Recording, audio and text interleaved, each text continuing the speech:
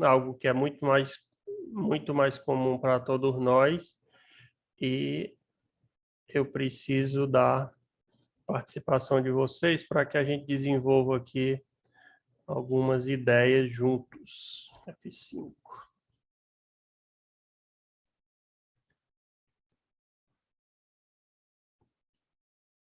Eu vou precisar da placa de um carro da Fiat, por segundo horário, viu?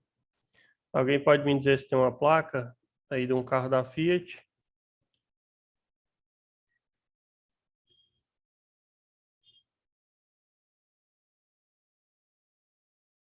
A Fiat perdeu o mercado.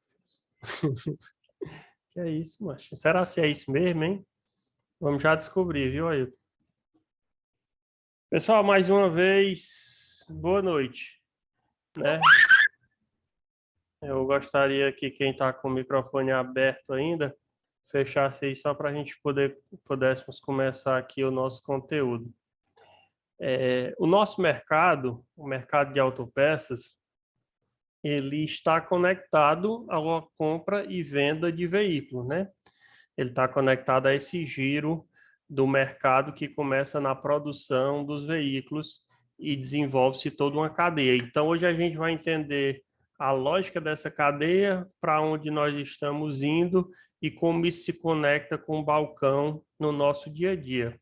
Eu vou trazer alguns dados para vocês aqui e nós vamos aos poucos, né, descobrindo as correlações e as coisas que mais se parecem com o nosso dia a dia. Desculpe aí. Bora lá? É o seguinte, o Brasil tem uma frota de 46 milhões de veículos. Isso é o que está, né, circulando nas nossas rodovias. E desses 46 milhões, a grande maioria, 38, são carros da linha leve, que é a maior parte do nosso trabalho no dia a dia, né? São os automóveis. E eu já quero fazer uma divisão aqui, até para facilitar o nosso entendimento depois. Quem são esses 38 milhões? Eles são os veículos de passeio, hatch, sedã, né, as pequenas picapes, ou seja, uma Saveiro, uma Estrada. Até esse nível ou essa carga a gente considera como automóveis. Os comerciais leves já envolvem a Fiat Toro, a Estrada, a Ranger, né, os veículos de um porte maior que a gente considera como comerciais leves. Caminhões, ônibus e motos. A gente tem a impressão de que tem muita moto, né? E realmente tem, já são 12 milhões de motos no Brasil.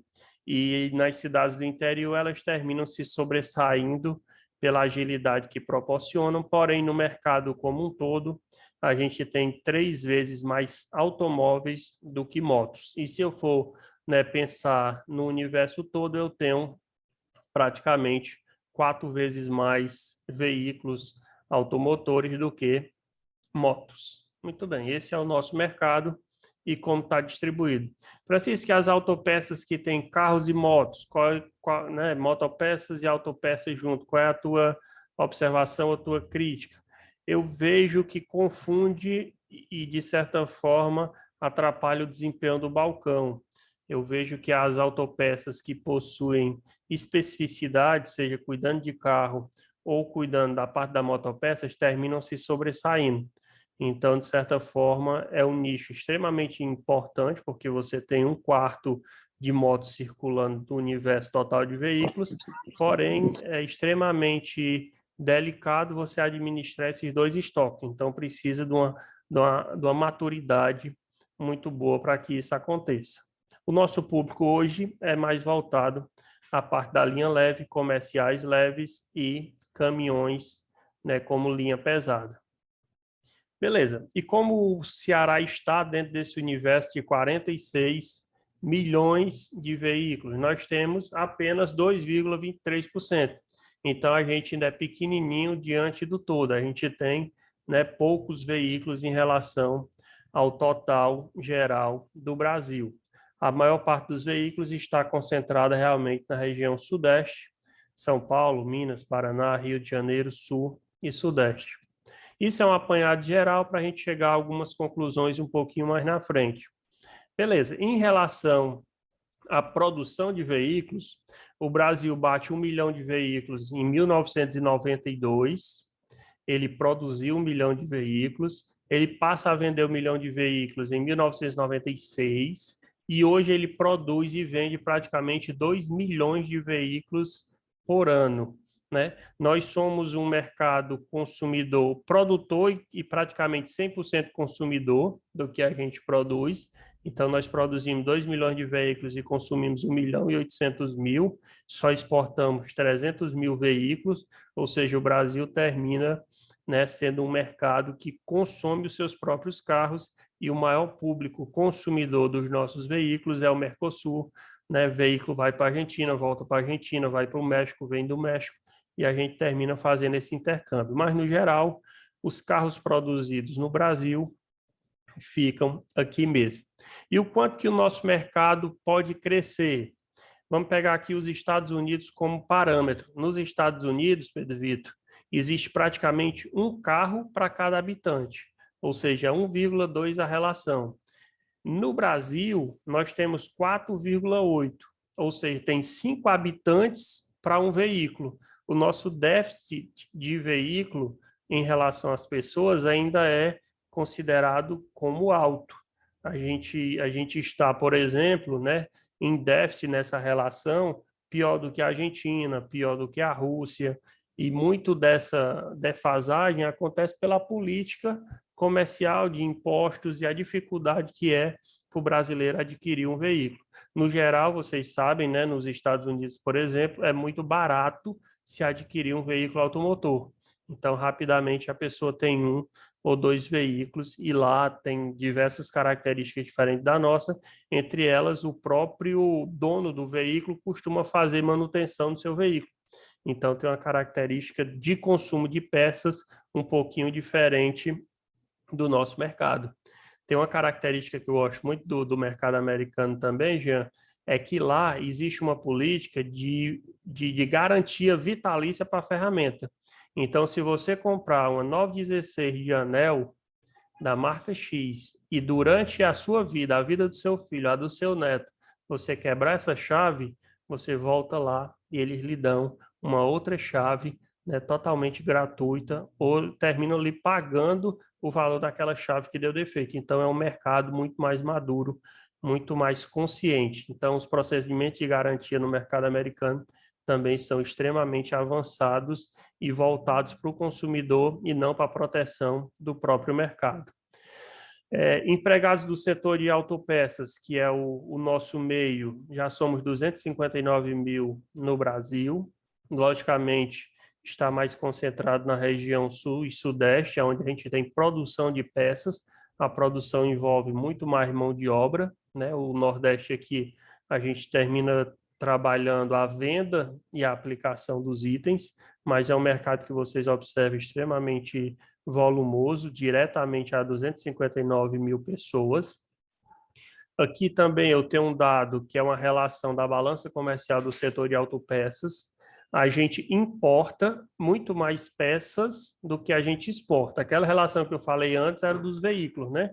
A gente termina vendendo pouco veículo e também a gente vende pouca peça. A gente vende em média aí, ó, no ano de 2020, 5,4 milhões, 5,4, a unidade está em milhões ou em bilhões? Em bilhões de dólares. A gente vende 5,4, enquanto a gente importou 8,2.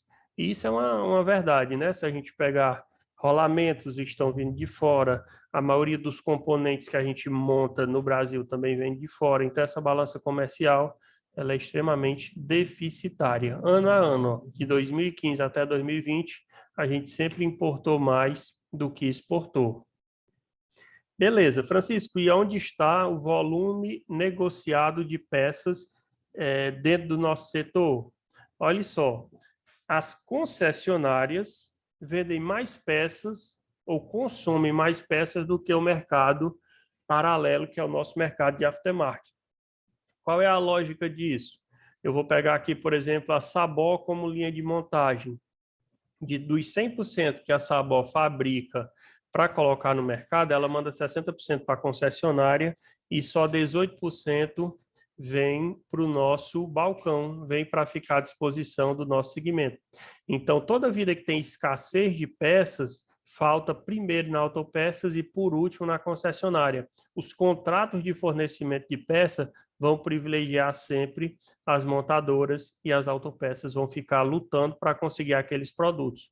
Por que é que alguns distribuidores insistem tanto em ter marcas que não estão diretamente ligadas à montadora? Por exemplo, se a gente pegar aqui uma linha de filtros, que é algo que a gente vem trabalhando muito, eu tenho que a Vox, ela não é linha de montagem em nenhum veículo. E qual é a vantagem de eu ter a Vox? É que no momento de escassez de peças, eu posso ter a Vox fornecendo apenas para o mercado de reposição e eu não fico competindo com as montadoras. Beleza até aí? Muito bem. O que é que a gente tem para entender mais do mercado? A cada carro emplacado novo, a gente gira, em média, 4 veículos usados. O que é que isso significa? Que quando alguém vai vender o seu veículo, ele está, na verdade, recuperando, ele está preparando ele para ser comercializado. Ou então, quem adquire aquele veículo, né, passa naquele momento ali a ter uma atitude de realizar uma manutenção. Então, quanto mais girar o mercado de veículos usados, melhor é para o nosso setor de reparação, o nosso setor de reposição de peças. Então, esse dado aqui eu acompanho bastante e a gente emplaca 4 carros usados para um emplacamento de carro novo. O nosso mercado é tão bom, Patrícia, que quando a gente vende muito carro, quando a indústria vende muito carro novo, a gente tem uma perspectiva de negócios extremamente importante, porque dentro de 5 anos eles estarão, né, nas nossas oficinas e nos nossos balcões. Quando a gente deixa de vender, existe alguma crise, a gente passa a vender menos carros novos, também é uma boa notícia para o setor de autopeças. Ou seja, o número de emplacamento e o número de vendas de carros usados aumenta, a manutenção é necessária e a gente termina mais uma vez, né, participando, só que agora eu estou participando no dia 1, eu estou participando no momento da reparação. Quando eu injeto o carro novo no mercado, eu estou me preparando para atender toda aquela demanda futura. Então, do jeito que vier, o mercado de autopeças é abençoado. Beleza. Como é que nós estamos em relação à idade da frota? E isso é extremamente importante. Quanto mais nova tiver a frota, menos demanda de peça no mercado que a gente trabalha existe. Porém, a partir de 5 anos, esse consumidor, né, ele vem para o nosso meio. Então, o que é que eu sempre analiso nesse gráfico da frota circulante? É justamente tentando entender qual é a idade média, ou seja, qual é a idade da maioria dos carros que estão em circulação. E por causa da crise que a gente viveu, né, por mudanças de governo e pela própria Covid, a nossa frota envelheceu no último ano. Em 2020, a idade média da nossa frota, que era de 14,9, passou para 15,2. Ou seja, a gente tem mais veículos com idade avançada em circulação do que a inserção de veículos novos. Então, a idade média da nossa frota é 15 anos. E eu vou mostrar para vocês lá na frente, Bruno, como essa relação é extremamente importante. Se você for ver os carros que você atende no dia a dia, geralmente vai ser que conta. Você vai descontar 5 anos e vai contar 15 para trás. Então, se nós estamos em 22, você vai tirar 5, vai para 17. E desses 17, você puxa 15 anos e você vai chegar em 2002. O que é que você vai perceber? Que os carros que eu atendo, os carros que estão no meu balcão, eles são de 2012 até 2017. Isso é fato. O que é que isso me ajuda? Me ajuda a me planejar e a organizar o meu estoque. Eu trabalhar para que o meu estoque não vire sucata de carro muito antigo, nem esteja extremamente atualizado e eu esteja, né, perdendo a maior fatia do negócio que está nesses 15 anos. Então, eu preciso de muita atenção de vocês. Quem são os carros que estão no nosso mercado a partir de 2000? Gol geração 3, Gol geração 4. Palio Celebration, Unozinho quadrado, o Uno Vivace está chegando muito forte, a gente dá muita manutenção em estrada, né? Mercedes 710, então está muito dentro desse bloco de 15 anos. Então, muita atenção, que é um parâmetro extremamente importante para nossa manutenção e escolha de estoque. Então, muito cuidado. Eu, quando trabalhava na Guaxinim, eu fazia suspensão de Chevette 3 vezes por dia, né? Eu montava um kit corrente, vendia um kit reparo de motor de um CHT uma vez por semana. Hoje é item extremamente raro. Então, se eu não souber o time da atualização do meu estoque, o meu estoque vira sucata. 24% dos veículos da frota brasileira têm até 5 anos. Olha como isso é importante. Dos 48 milhões de veículos que eu lhe disse, que eu contei para vocês, 25% desse total tem até 5 anos. Então, vamos supor, 20% dá 10 milhões de veículos. Vamos arredondar aí para uns 15 milhões. Dos 48, eu só não atendo 15 milhões. Então, tem muito mercado no balcão para ser trabalhado. Lembra que eu falei? Olha só o que está acontecendo aqui. Veja só, 28% era 28% nesse dado aqui de 2018, até 5 anos.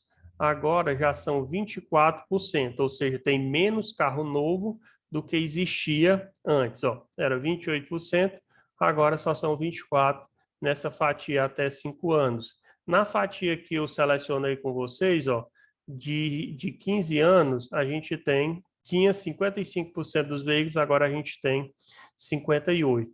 Um pouquinho mais velho, se eu pegar de 2002 até 94, tem Gol G2 no mercado, tem Uno 97, tem, tudo isso está acontecendo.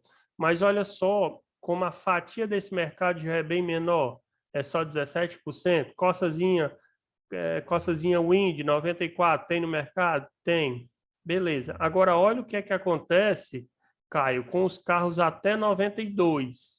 Só representam 0,5% da frota dos veículos. Então, não adianta eu comprar mais, né, 4 pivô do Corcel. Ou eu tenho um nicho de mercado muito reservado para mim, ou não adianta eu fazer estoque de quem está aqui na lógica do 0,5%.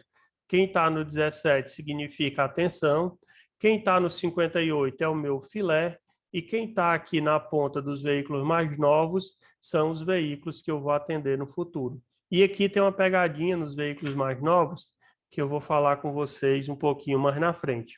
Quem está dominando o nosso mercado hoje?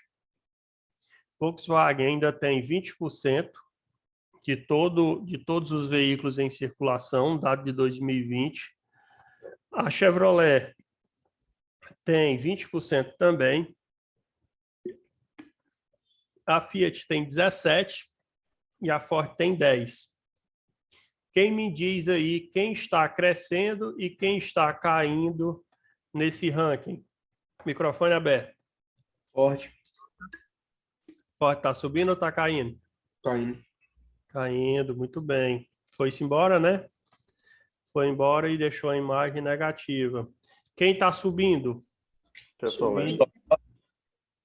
Rapaz, a Chevrolet com o Onix, ela subiu muito no mercado, né, Francisco? Eu acredito que a Chevrolet vai subir mais ainda. Que esse Volkswagen, o Volkswagen, o Polo, tudo é Polo. O Golf é parecido com o Polo é o Polo e tudo é igual agora. Feio o mercado. Pois é, eu quero chamar a atenção, alguém falou GM com o Onix, né, boa, e eu quero chamar a atenção para vocês para a Fiat, viu? Muita atenção para a Fiat. A Fiat vem entregando excelentes resultados e eu tenho até um dado mais na frente aí para mostrar para vocês como é que está esse ranking hoje. Beleza, nossa primeira reflexão. Um autopeças é um organismo vivo. Ainda não caiu a ficha? Em que sentido?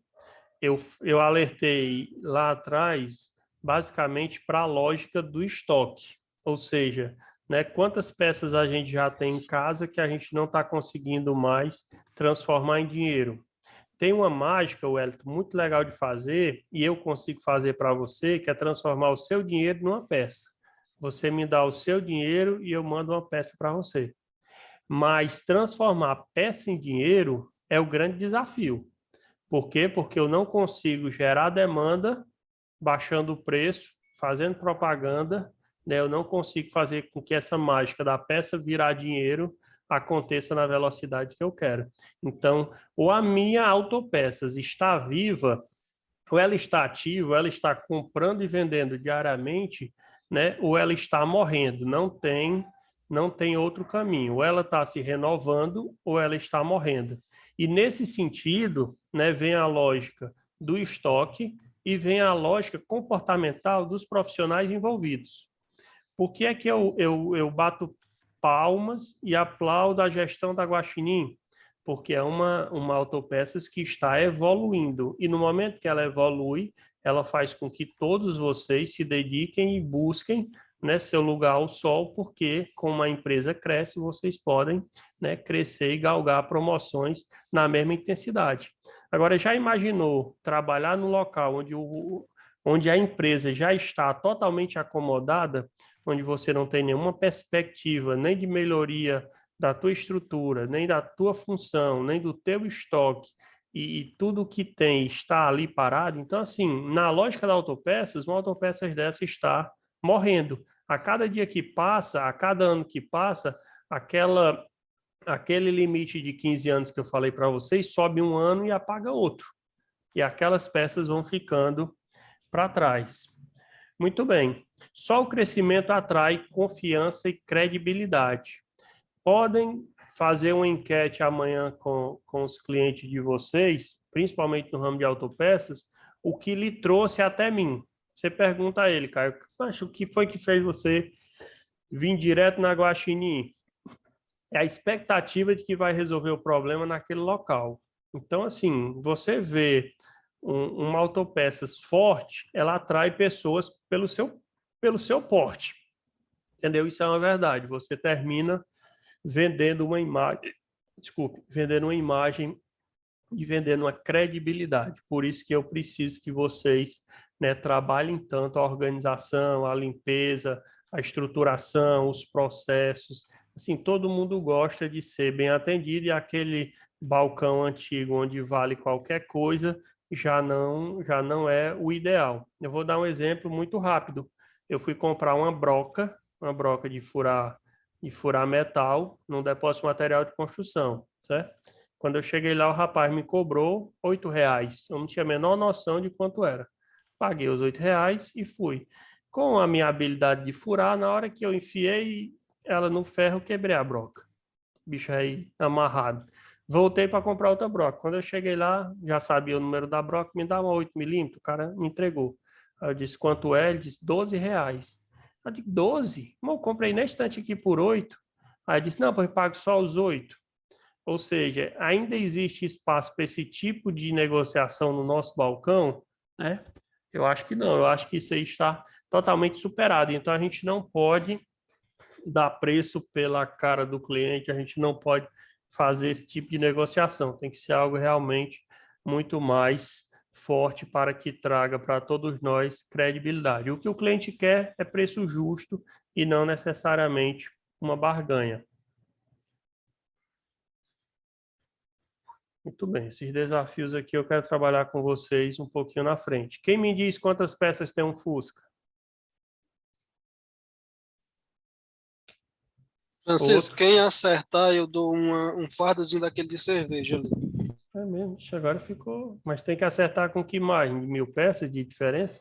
Tem que aproximar, é? Até 50 Cara, de diferença. até 50, tudo bem. Vou deixar alguém arriscar aí antes de eu entregar o jogo. Cara, um Fusca é um dos carros mais simples que nós temos ainda no mercado, né? Eu acho que você desmontar um Fusca, muita gente ficou especialista. O pai do Jardel era especialista em Fusca. Não lembro como era o nome dele. Gente boa que só. Senhores, um Fusca tem 5.000 peças. Então, se você vai montar um autopeças, Jackson, para ser especialista em Fusca, né, você saiba que o seu desafio é ter, no mínimo, 5.000 peças em estoque. Então, só a lógica de ser especialista no Fusca já é um absurdo. Aí você diz, e um Onix? Eu vou renovar a promessa do Ailton para o Onix. Quem chuta, já sabendo que um Fusca tem 5.000 peças, quantos componentes tem um Onix?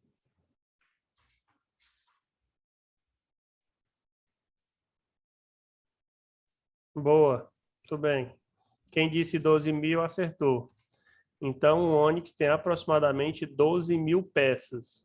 12.000 componentes, né? Já que a gente não é necessariamente uma pecinha, são 12.000 componentes. Ou seja, para você se estruturar e dizer, bater no peito e dizer que aqui na Guaxinim tem tudo, né? Aqui na Bezerra Oliveira, que tem 150.000 itens distintos, muita gente ainda pergunta se a gente tem cadeado porque não encontra o que está precisando.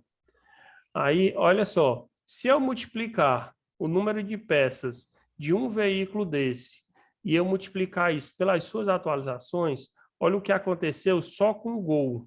O Gol teve uma primeira geração de 80 até 96, onde pelo menos a estrutura se manteve. O Gol geração 1 foi do forrageiro, o CHT e o Moto AP. Então, aí eu tenho um veículo que durou 16 anos. Depois eu tenho um G2 que foi de 94 até 2003. Aí começa um negócio muito bom para os balconistas, que é a geração conflitando com o ano. Olha que cor legal, Bruno. O Gol G2 vai até 2003, mas o G3 começou em 99.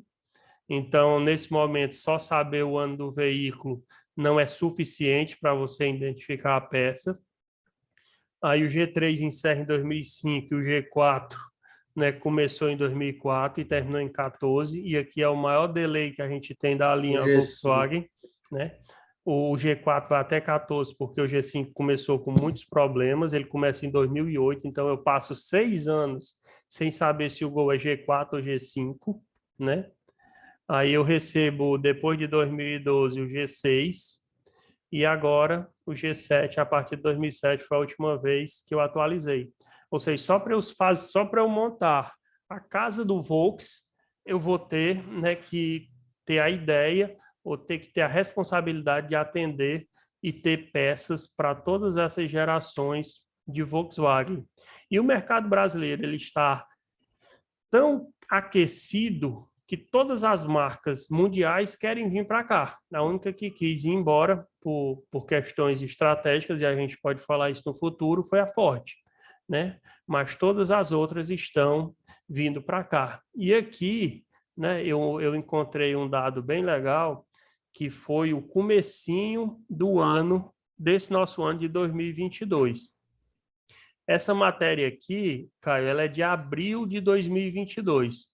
Em abril, 4 meses, olha só o que é que aconteceu. Já tinha sido vendidos 150 modelos de carros diferentes por 33 montadoras distintas. Então, aí eu tenho a Grale, Audi, BMW, Chery, Chevrolet, Chrysler, ou seja, já despejaram no mercado, né? Se eu contar que o Gol é apenas um modelo, 150 modelos de veículos diferentes até abril desse ano. Então, a gente tem um mercado onde nenhum dono de autopeças, e eu digo nenhum, pode bater no peito e dizer que tem tudo. Convencidos até aí? Bora um pouquinho mais de dados para a gente ver como a gente está no nosso mercado. Olha só como o nosso mercado ele é um mercado vivo e crescente. A gente tem de 2002 para 2021 nos carros da linha leve, certo? Automóveis, um pequeno crescimento ano a ano, mas ele é crescente. Tem um vale ali, uma queda grande lá na Covid, mas no geral a gente está crescendo. E aqui nós temos um teste para saber quais são, né, os veículos automóveis mais vendidos do ano de 2021, do ano passado. Então, quem me diz dos automóveis, qual foi o carro mais vendido? Ford Ka, não lembro não. Ford Ka? Ford Ka, o Onix, né? Eu acredito que tenha sido o Onix. Onix, boa. Mais alguém? Patrícia falou Estrada. Patrícia, a Estrada está na categoria logo a seguir, que é os comerciais leves, certo? Pode chutar outra aí.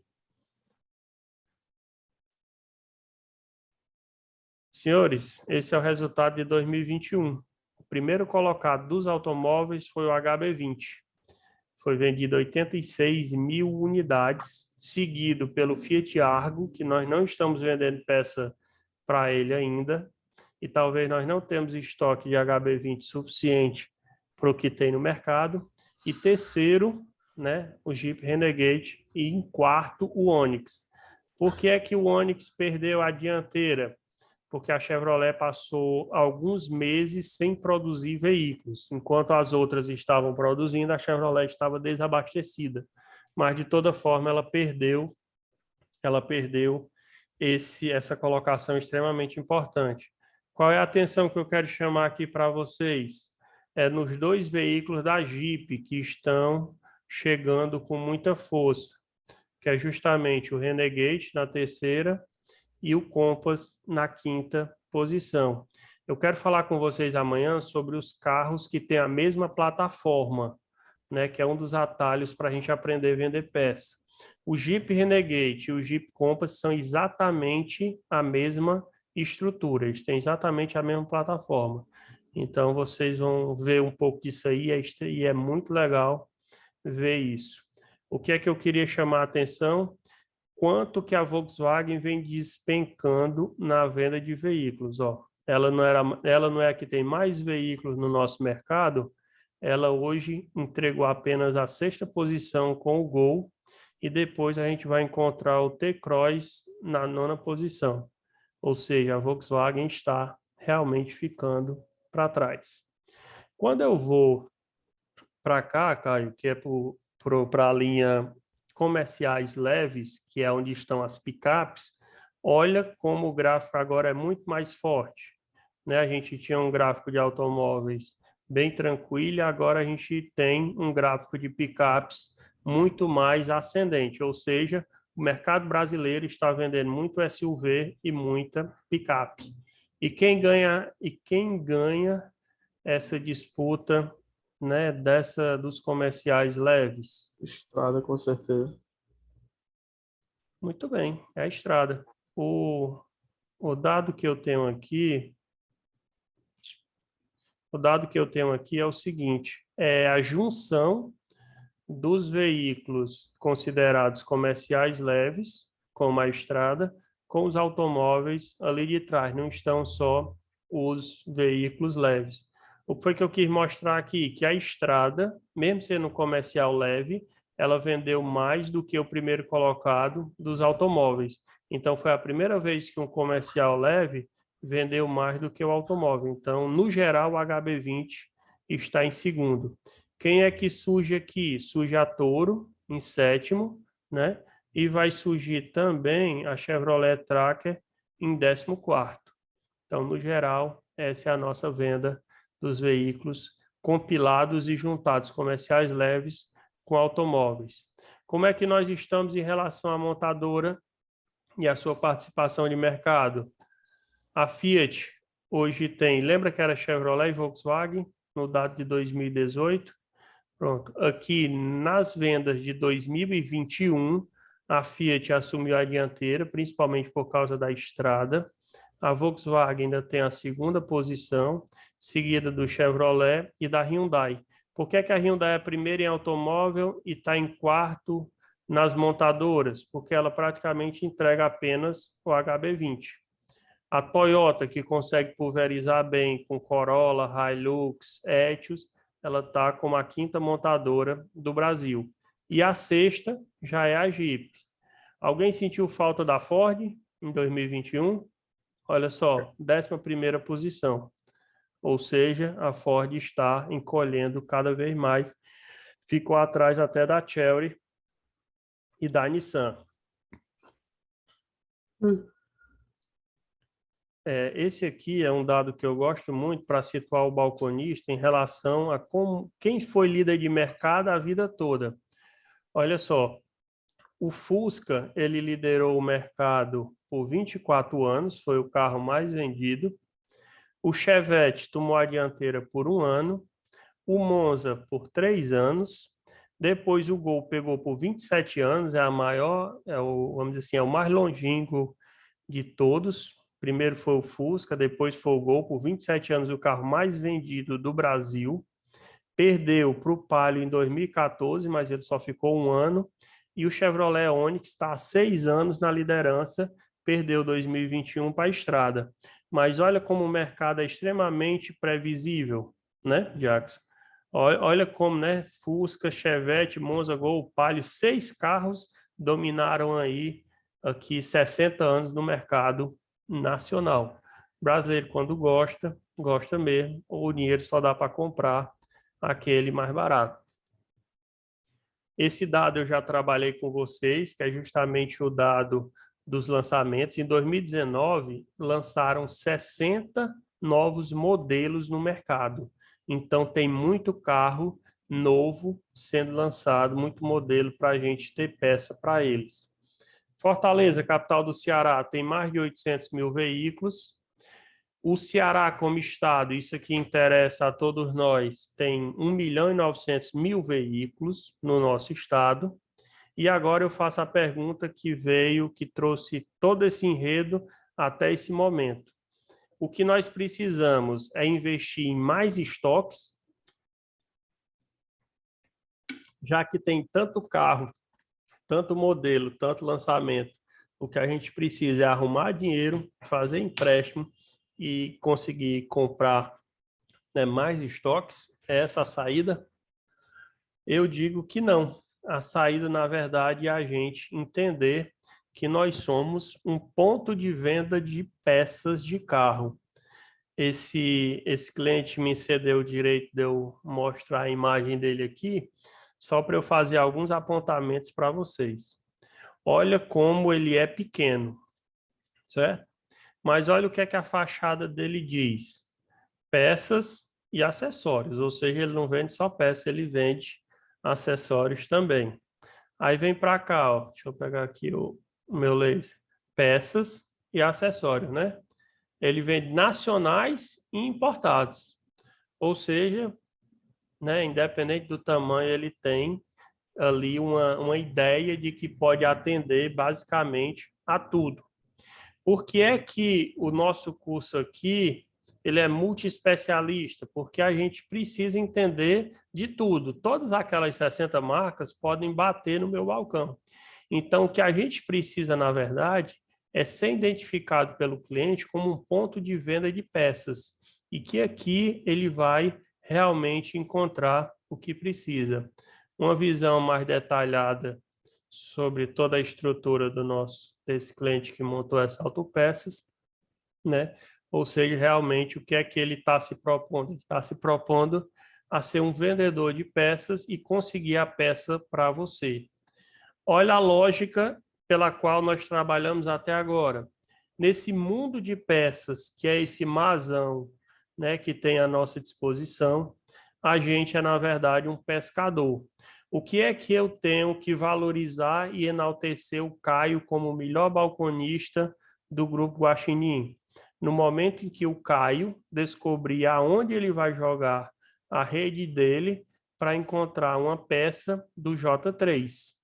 No momento em que abordarem a Patrícia e pedirem a ela para conseguir, né, uma peça do Jeep Compass, ela tem que ter, não necessariamente aquele item em casa, mas ela tem que saber onde é que ela vai jogar a rede dela para poder localizar a peça que o cliente precisa.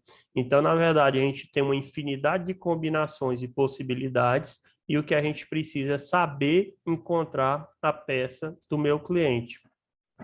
E como é que eu faço isso? Eu faço isso através de conexões. Ou seja, eu conheço quem pode me ajudar e eu conheço quem conhece quem possa me ajudar.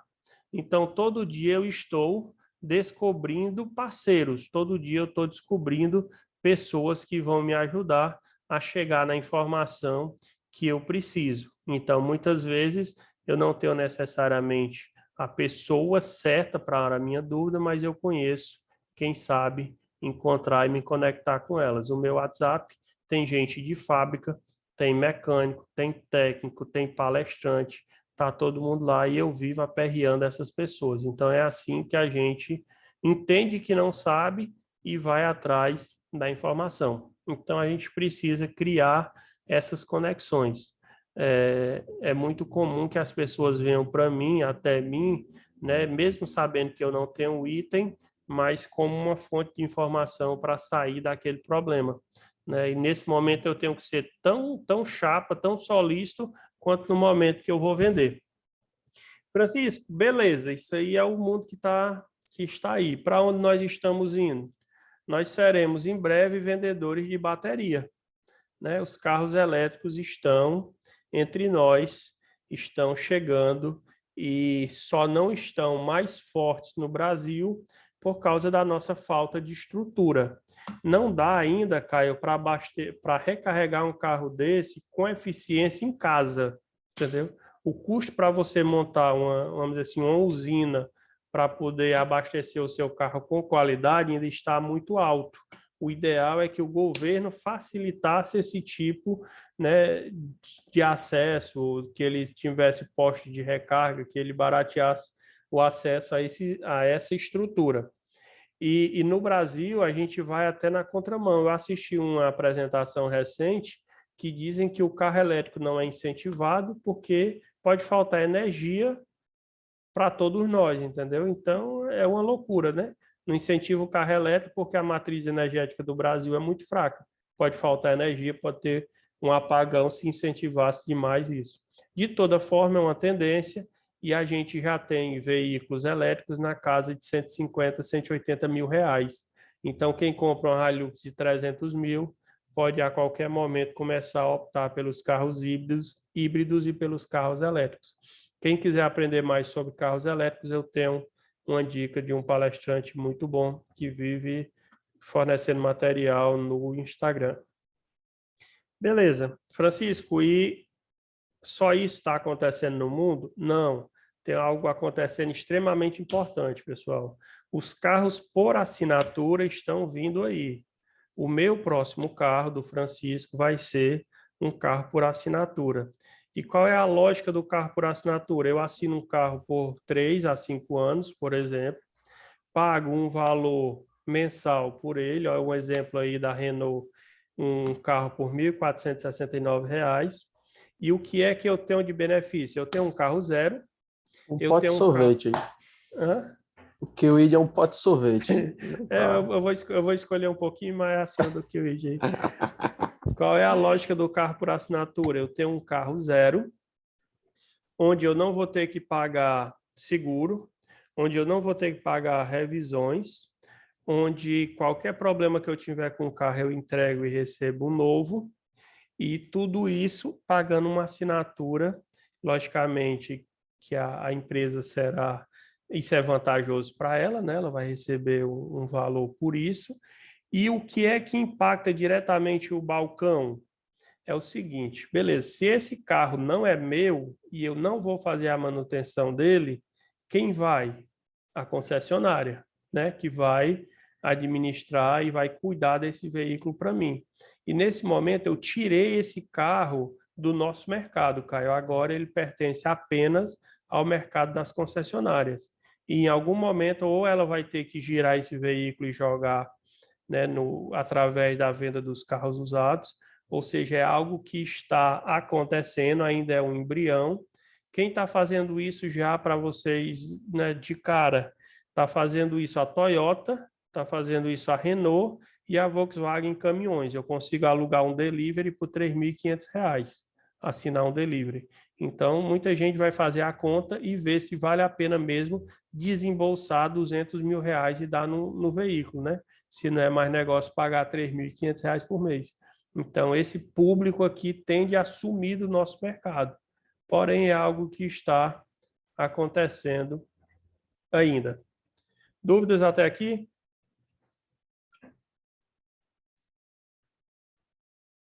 Passei demais.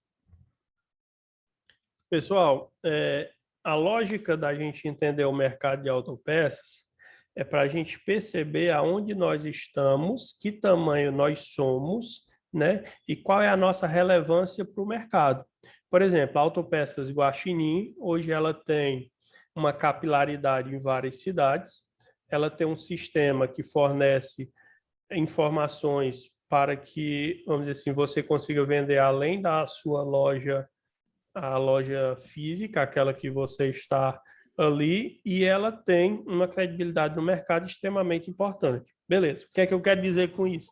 Que mesmo assim, a Guaxinim, com todo esse suporte, ela carece de estar sempre melhorando e renovando o que tem de peças em casa. O que é que eu tenho de mercado para quem não é multiespecialista? Qual é o perfil da Guaxinim? Multiespecialista. Qual é o perfil da maioria das autopeças do interior? Multiespecialista, ou seja, querem mexer com tudo. O que é que eu ganho quando eu passo a ser especialista? E eu trouxe 3 exemplos. A KRM. KRM vende o que, Caio? Toyota. Muito bem. A RCM, de caixa de câmbio, né? Retífica de caixa de marcha, né? Carlito, né? Boa, Carlito. E o Lojão do Focus e o Lojão do Fiat já dizem o que fazem. O que é que eu ganho no momento em que eu me torno especialista?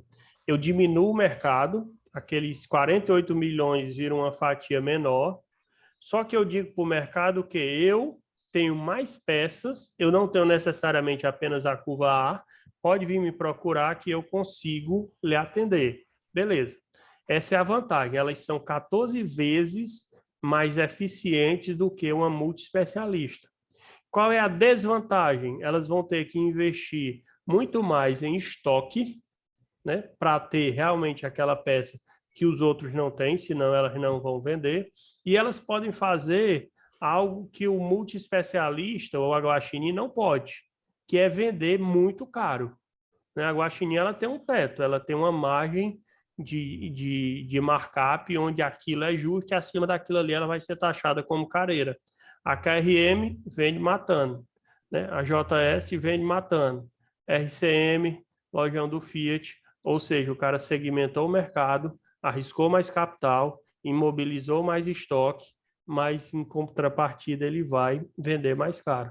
Francisco, tem gente disposta a fazer isso? Tem muita gente que está, né, acha que essa é uma estratégia válida e é assim que ela trabalha.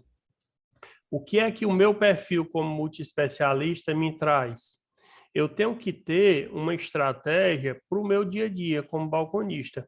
Ou seja, eu tenho que entender que o meu público, ele vem do mecânico, ele vem do consumidor final e ele vem do frotista, basicamente. Uma pergunta que eu sempre faço: quanto do público que você atende é mecânico, né? Quanto é do consumidor final desconectado ao mecânico? Quanto é frotista? É um dever de casa para você saber a quem você está atendendo e, a partir daí, traçar as melhores estratégias para chegar e atender melhor esse público. Esse é o nosso mercado, né? A gente tem o mercado cearense extremamente bem abastecido de distribuidoras. A gente tem distribuidoras de âmbito geral, como essas citadas na coluna, Bezerra, Alto Forte e Alto Norte. Nós temos distribuidoras específicas, como é o caso da Cobra, né, da Colômbia. Nós temos no Ceará 2 distribuidoras, 3, na verdade, da linha elétrica. Temos distribuidoras da linha pesada. Então, o mercado cearense ele é extremamente bem abastecido, o que antigamente a gente só via no mercado de Recife, no Pernambuco. Então, a gente tem todos os caminhos para conseguir as peças dos nossos clientes. Deixa eu interromper aqui. Todo mundo voltou para me ver? Boa. Pessoal, a primeira parte do nosso trabalho era esse, entender o mercado como um todo, né? E ver que a gente tem um papel importante nele, a gente está no mercado onde a maioria das peças está à nossa disposição através dos distribuidores, e o que a gente precisa muito é saber encontrar esses itens, conhecendo e tendo as conexões corretas. Eu vou subir um slide aqui de 30 segundos só para mostrar algo extremamente importante aqui para vocês. Esse aqui, Caio, é um Yaris da Toyota, tá pequenininho, mas o que é que eu quero chamar a atenção a vocês? Os fornecedores homologados pela Toyota são esses nomezinhos em verde, ó. Denso, Advisc, Brose, Johnson Controles. Então, esses aqui são os fornecedores, os principais fornecedores para montar um Yaris da Toyota. O que é que a gente percebe aqui? Que nem todas essas linhas a gente tem à disposição no mercado de reparação, no mercado paralelo, que é o nosso, entendeu? Muitas e inúmeras fábricas trabalham apenas para as concessionárias. Então, dessas aqui, que nós temos, eu tinha até notado, desse raio-x aqui, ó, 72 empresas, numa lista de 72 empresas que fornecem, eu, Francisco, eu só consegui identificar 32. Então, a lista é maior, eu olhei no site no dia, ou seja, muito do nosso mercado ainda está voltado apenas para concessionária. Bem aqui, ó, 72 empresas das 130. 32 principais são aquelas que estão na tela, apenas 7 são comercializadas no mercado cearense. Por isso que tem muita gente que diz que a peça é original, quando na verdade, a gente vai trabalhar mais na frente, é uma peça, né, não é uma peça genuína, é uma peça de excelente qualidade, mas que não tem exatamente o padrão da montadora. Fiat Mobi, eu fui analisar e também encontrei a mesma correlação, inúmeras empresas que não estão no nosso dia a dia e que a gente precisa, né, conhecer quais são os fornecedores que podem suprir essa necessidade. Dúvidas sobre a nossa primeira parte? Essas marcas também, quando elas saem da montadora para ir para o mercado, elas sofrem bastante, né, Francisco? Sofre, Aqueles anúncios do Caiaba, eles agora estão vindo para o mercado, eles são 1000 vezes mais baratos que Cofap, né, pela comercialização deles. Mas a originalidade dele é top, né? A original Toyota, se não me engano, né? Pois é, a Elrig Juntas, né, que também é uma que forneceu apenas para concessionárias por muitos anos, está no mercado agora e está sendo rejeitada. Eu tenho clientes que não querem montar a Elrig, né, e precisa ser feito todo um trabalho para poder, assim, conscientizar o mercado até que o produto é de excelente qualidade.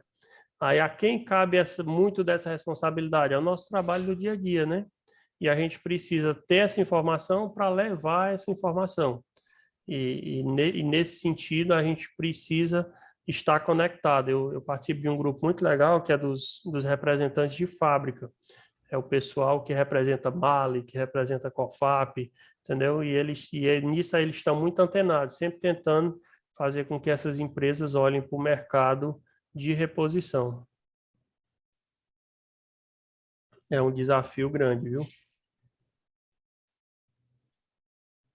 Deixa eu ver o que nós temos. Pessoal, dúvidas sobre essa primeira parte? Eu sei que é muito dado, né? A gente termina, mas de certa forma, dar uma reciclada para onde que a gente está indo e que tamanho é esse mundo que a gente está dentro, que é o mundo das peças de carro. Eu vou tomar uma água, 5 minutinhos, o Lloyd vai subir a lista de presença aí e eu volto já para a gente falar sobre lubrificantes e uma sacada legal aqui. Então, volto já. Um abraço.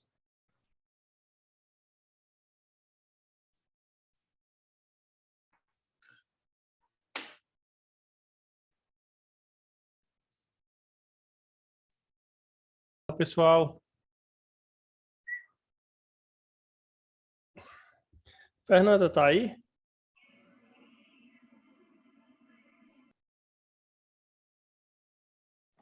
Tô sim, preciso.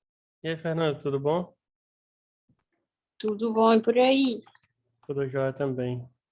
Eu consegui um material da ADS que eu vou montar os kitzinhos para mandar para os participantes do curso. Certo? Tem catálogo, caneta, tem umas coisinhas legais e dá para dar um para cada. Aí eu quero mandar para ti, né? Eu queria só ver se é a melhor estratégia. De Mombaça, tu consegue mandar para todo mundo? Consigo. Acho que é melhor, mas se você preferir entregar em Quixadá, lá eles dividem. Acho que é mais perto aí, mas se mandar para cá dá certo. Beleza, combinado. 4 minutos aqui para eu mostrar uma coisa para o pessoal que já está no balcão, já está no dia a dia, talvez seja legal ver isso aqui, ó. Eu peguei um caso muito recorrente aqui, que é quando a gente precisa ir até o chassi do veículo, né? A gente tem casos que a gente roda os catálogos tudinho e não consegue resolver, não consegue chegar na solução. Eu peguei hoje, e a linha Fiat, ela tem umas alavancas, ela tem alavanca de câmbio, que na estrada, por exemplo, você não consegue chegar na alavanca, a não ser que seja pela velha, ou então pelo chassi do veículo. Eu vou compartilhar aqui com os mais experientes, só para ver como é que a gente faria isso. Olha só. Deixa eu jogar aqui na minha tela 2.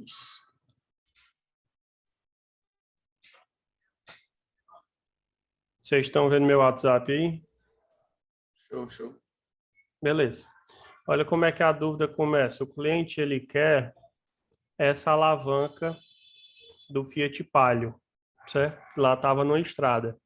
E a partir de 2008, ela passa a ter 2 modelos. Ela passa a ter 3, 2 com carcaça escura e um com carcaça clara. E na hora que eu vejo ela, eu desconfio logo e não sei qual é, né? Ela disse, olha se tem alguma coisa gravado na própria estrutura.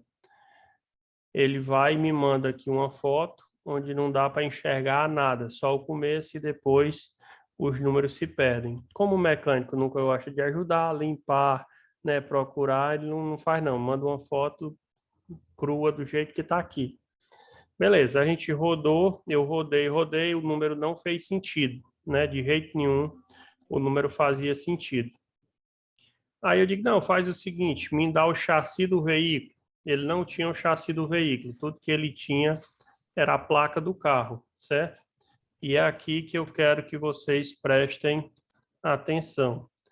Depois que eu consegui a placa do carro, meu primeiro passo é vir nesse site que eu mostrei para vocês, que é o Bibi, tentar descobrir os dados desse veículo. Quando eu coloco a placa e qualquer peça, ele vai fazer uma busca no banco de dados e vai me retornar com as características do veículo. Beleza, foi o primeiro passo que eu fiz. Ele voltou, me disse que é uma... Aí bem aqui, Caio, ele me disse que é uma Estrada 2012, Fire 1.4, 8 válvulas, ele me disse quase tudo que eu queria, certo? Só que nesse carro, como tem mais de um modelo, essas informações vão ser insuficientes. Aí, beleza, eu lembrei de um outro caminho, que é ir através do TechDoc. TechDoc é uma ferramenta que ela Eu acho que eu tenho aquele que tem até o aplicativo, né? Ele tem um aplicativo também. Ele é uma ferramenta paga, é um salário mínimo por mês. Mas se você é associado da Ação Peças, você tem direito a uma licença grátis. No TechDoc, eu coloquei a placa e nesse momento ele volta para mim com todas as informações do veículo, tipo que o Bibi fez, só que agora ele vai me dar o chassi do veículo. Bem aqui, ó. Ele foi e me deu o chassi do veículo. Ele me deu todas as informações que o Bibi deu e agora ele me deu o chassi do veículo. Com o chassi do veículo, eu fui para a Fiat, reparador Fiat que está disponível para quem fizer cadastro. Coloquei o chassi que eu consegui através do TechDoc. Aqui, quando eu coloquei para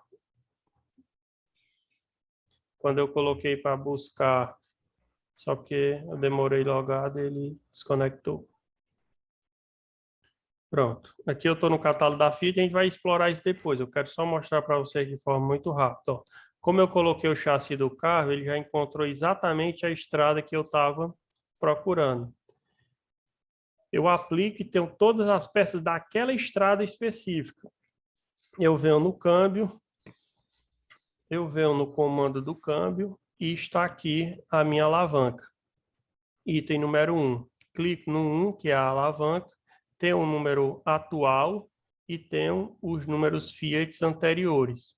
Aí, a partir de agora, qual é o trabalho? Pegar esse número Fiat atual, jogar no meu fornecedor, no LDB, na Padre Cícero, e conseguir a peça para atender o meu cliente.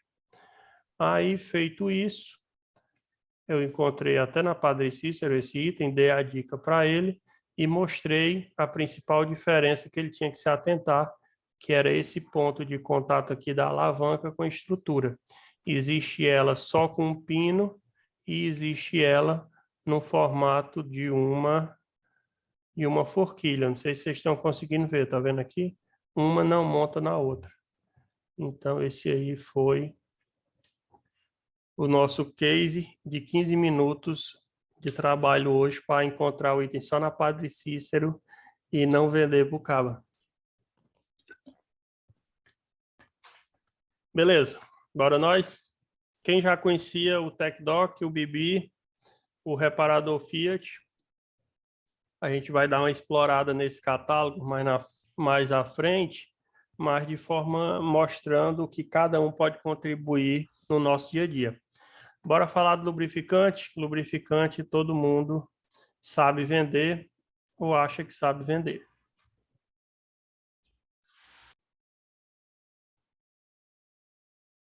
Bora subir os lubrificantes. O que é que vocês estão vendo aí? Nada por enquanto, né?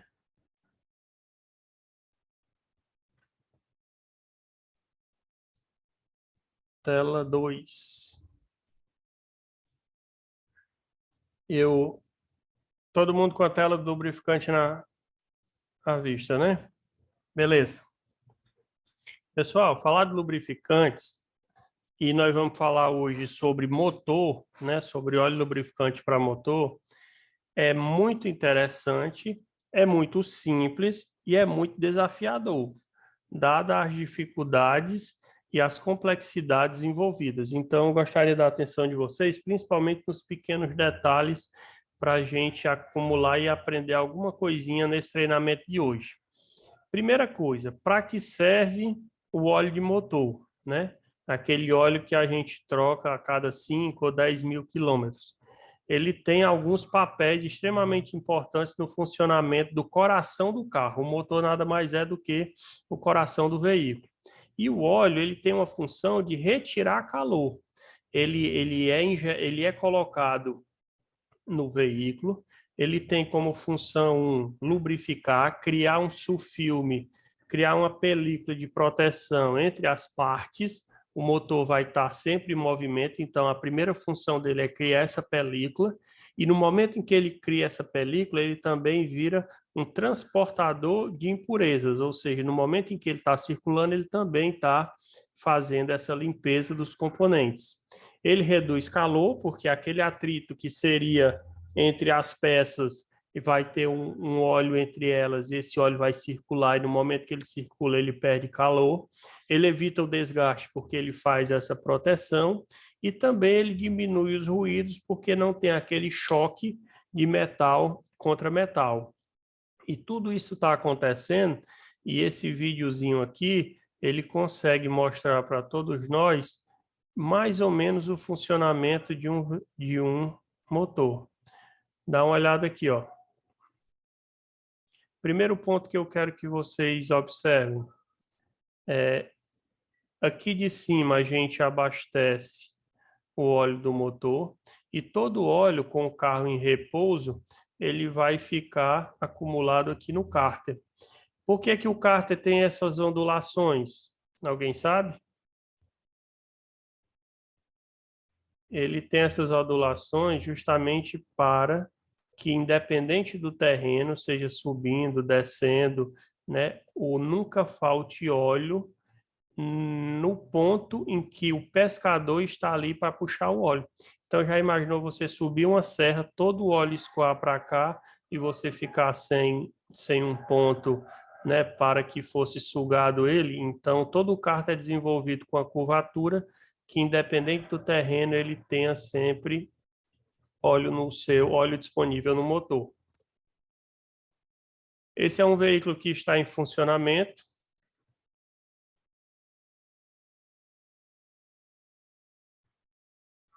Aqui nós temos o pescador, que é o que vai sugar o óleo do fundo do cárter. O óleo está concentrado aqui.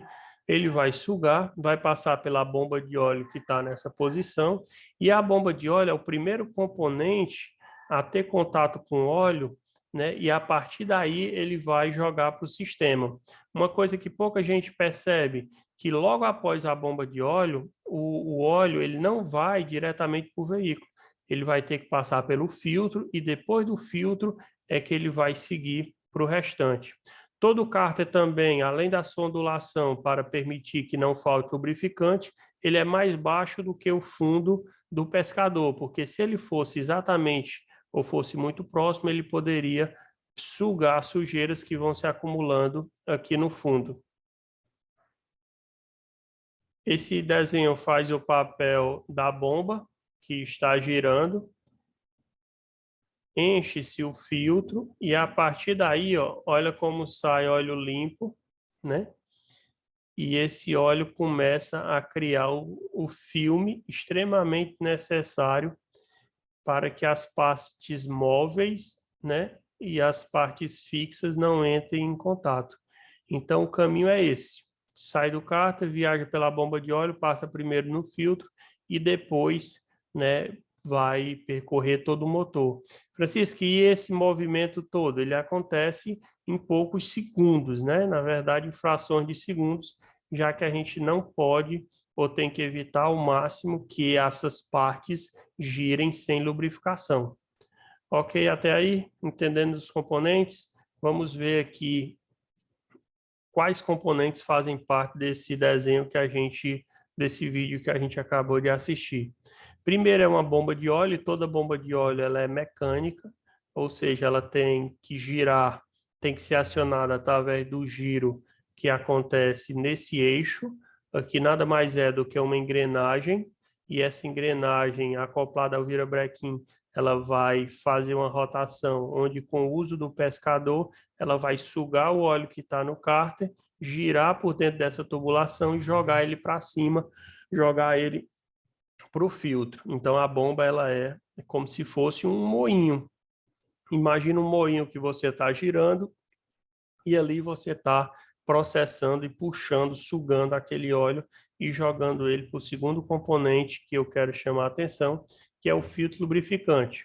O óleo entra por um orifício, passa por todos os papéis dentro do elemento filtrante e sai sem os resíduos.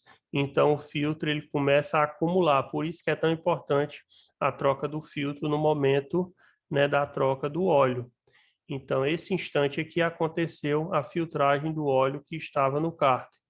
Ponto seguinte, eu tenho um interruptor de óleo. O interruptor de óleo é justamente para fazer a leitura da pressão de óleo, ou seja, verificar se não está faltando óleo lubrificante no sistema, né, de lubrificação do veículo. Então, esse sensorzinho aqui é o que faz com que a luz do painel surja e mostre para o veículo e mostre para o motorista do veículo que algo está errado com a pressão do óleo. Beleza, esses três itens eles compõem 100% dos veículos automotores que a gente conhece. Um item opcional ou um item que não tem em todos os veículos é o filtro é o radiador de óleo, que funciona, né, como uma espécie de duto, onde aqui vai circular o óleo que já passou por dentro do motor, e nesse local ele vai trocar calor com o ambiente, ou seja, ele existe justamente para ajudar a resfriar o motor, resfriar o óleo do motor. Então, esse componente não tem em todos os veículos, é extremamente importante para manter a temperatura do óleo na temperatura ideal, e ele recebe o nome ou de radiador de óleo ou de resfriador de óleo, já muito comum na nossa linha diesel. Beleza, conheci os componentes, mas esse treinamento não é de lubrificar, não é de motor, né? É de lubrificantes, e eu queria trabalhar com vocês aqui alguns conceitos dos 3 lubrificantes que a gente tem, das 3 bases para lubrificantes que a gente tem disponível no nosso mercado. Nós temos o óleo mineral, que é o óleo feito do petróleo. O petróleo é extraído, refinado, e ali a gente consegue uma base para tornar ou para chegar na viscosidade do óleo que a gente aplica nos nossos motores. Então, eu pego o petróleo, eu refino, eu aditivo e eu tenho o óleo mais barato do mercado. Eu tenho o óleo mais simples. Esse óleo, ele teve à nossa disposição por muito tempo e foi o óleo, né, mais utilizado até pouco tempo em todos os nossos veículos. A linha de lubrificantes vem sendo atualizada numa velocidade extremamente importante e essa base mineral está praticamente 100% substituída. A gente ainda tem óleos minerais, mas de certa forma estão sendo substituídos pelos óleos semissintéticos e sintéticos. Mas vamos entender um pouquinho mais sobre os óleos à base de petróleo. Qual é a principal vantagem dele? É o preço, ainda tem uma relação de preço extremamente atrativa, então os veículos com mais rodagem que os motoristas não têm, vamos dizer assim, uma preocupação maior com lubrificante, ainda utiliza, né, a base mineral. Na linha de veículos leves, a gente tem uma substituição semissintética e sintética mais forte. Na linha pesada, nos nossos veículos a diesel, a base mineral ainda é muito forte, até pela questão dos preços. Ela tem maior disponibilidade do mercado, ou seja, todas as marcas começam vendendo óleo mineral e os óleos mais em conta que nós temos possuem por base a base mineral. Beleza. E as bases sintéticas? Elas são bases que foram desenvolvidas em laboratório. Elas têm a sua fórmula como semissintética, a união do óleo extraído do petróleo com esse desenvolvido em laboratório, ou seja, você consegue melhorar o desempenho do óleo aditivando ele, tornando ele semissintético. Ele tem uma capacidade, uma durabilidade muito maior, e essa é a grande dificuldade de quem trabalha com lubrificante, é fazer com que ele dure mais, com que ele permaneça mais tempo ativo com as suas propriedades, e é por isso que até o óleo ele vence. Você coloca um óleo no veículo, não rodou a quilometragem ideal, mas o tempo passou, então a própria ação do tempo faz com que aquele óleo perca as suas propriedades, e nesse sentido o óleo também tem validade. Vantagem do semissintético, eu consegui dar uma nova roupagem à base mineral, e agora eu tenho um óleo melhor, eu tenho um óleo que evapora menos, eu tenho um óleo menos tóxico, e eu tenho um óleo muito mais seguro e muito mais acessível aos aditivos que eu preciso incrementar na minha base de lubrificantes. Beleza. E a base 100% sintética? São óleos melhores, são óleos que eu consigo, vamos dizer assim, desenvolver e não necessitar do petróleo na sua composição. São óleos, logicamente, mais caros, porém entregam um desempenho muito melhor. Os veículos que saem hoje até pelas exigências que precisam se adequar para evitar punições, vamos dizer assim, na evolução do veículo, na contenção da emissão de gases, a base 100% sintética é o que a gente tem de mais forte e de mais presente daqui em diante. Então, eu tenho aqui um exemplo, que é justamente um óleo elevado a 200 graus Celsius, né, que é, vamos dizer assim, um pouco acima da temperatura de um motor, e verifica-se nele, vamos imaginar que um motor trabalha a 90 graus Celsius, né? Eu dobrei a temperatura e levei essa temperatura de 200 graus Celsius por 30 horas. Então, eu coloquei o óleo, vamos dizer assim, sob pressão de temperatura, né? E elevei isso também a um desgaste de trabalho de 30 horas. O que é que aconteceu com o óleo mineral derivado do petróleo? Isso tudo, depois de realizado o teste, eu coloquei na garrafa e virei a garrafa, né? O óleo mineral, ele solidificou, ele virou essa pasta e ele passou a não lubrificar mais. Olha como ele ficou no fundo da garrafa. No ponto 2, eu tenho um semissintético. O semissintético, ele suportou, só que ele perdeu muito das suas propriedades. O óleo ele já não flui, ele já não tem a mesma viscosidade, né? Ele já ficou preso nas paredes do tubo. Então, isso também aconteceria no seu veículo e a gente não teria uma lubrificação. Em contrapartida, o óleo 100% sintético, ele quase que manteve em 100% as suas propriedades. né, mesmo sujeito a essas condições extremamente agressivas ao lubrificante. Então, assim fica provado o quanto que um óleo sofre quando ele é submetido a altas temperaturas por um longo período.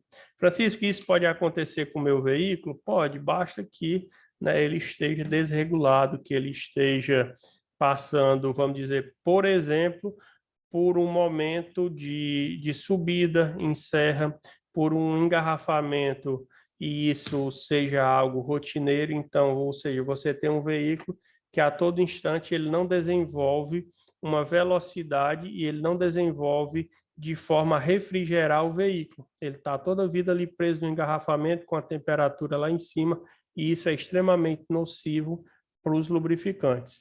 Bora entender, e aqui eu tenho a primeira pergunta do nosso dia a dia. Todo lubrificante é igual?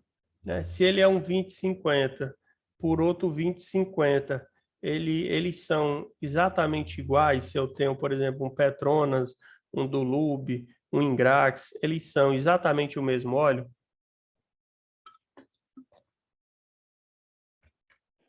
Eu achava que sim. E, de certa forma, até eu posso constatar que ele possui a mesma viscosidade, mas não necessariamente é o mesmo óleo.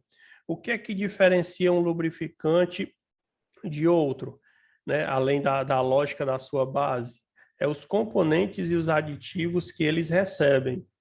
A Castrol tem uma linha de aditivos que vai, né, utilizar na sua base de lubrificantes. A Texaco utiliza a mesma ideia, mas utiliza os seus aditivos, e Capetronas no mesmo caso. Então, cada uma delas vai desenvolvendo e puxando mais para um ou mais para outro aditivo. Vamos ver aqui a composição, por exemplo, de um lubrificante da Castrol, que é o nosso exemplo de hoje.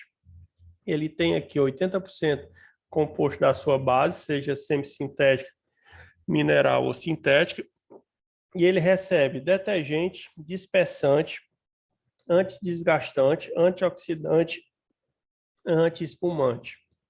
Ou seja, todos esses aqui foram os aditivos que a Castrol identificou como importantes e aditivou no seu lubrificante. Francisco, quem diz a composição desses aditivos é apenas a Castrol? Não, ela tenta se adequar às normas das montadoras. As montadoras exigem uma determinada qualidade no lubrificante e cada uma das empresas vai buscar da sua forma atender da melhor forma. Então, elas vão, claro, fazer a sua publicidade em cima do melhor desempenho que conseguem com os seus aditivos. Olha só como os aditivos são importantes. Esse aqui é o antioxidante, ou seja, é a ação do oxigênio, ou seja, a ação do ar sobre o óleo. Se eu pegar 1 litro de óleo novo, certo? Não colocar nem ele para circular dentro de um motor, apenas abrir ele, com o tempo a ação do oxigênio do ar sobre aquele óleo será nociva. Ele vai começar a perder as propriedades e ele vai começar a perder também a sua viscosidade. Então, quando eu levo isso para dentro do motor, com temperatura, com pressão, né, e com a ação do oxigênio, e um óleo que não tem aditivo, eu perco essa fluidez, ou seja, o óleo deixa de escorrer para virar essa pasta. Nada mais é do que a ação do oxigênio.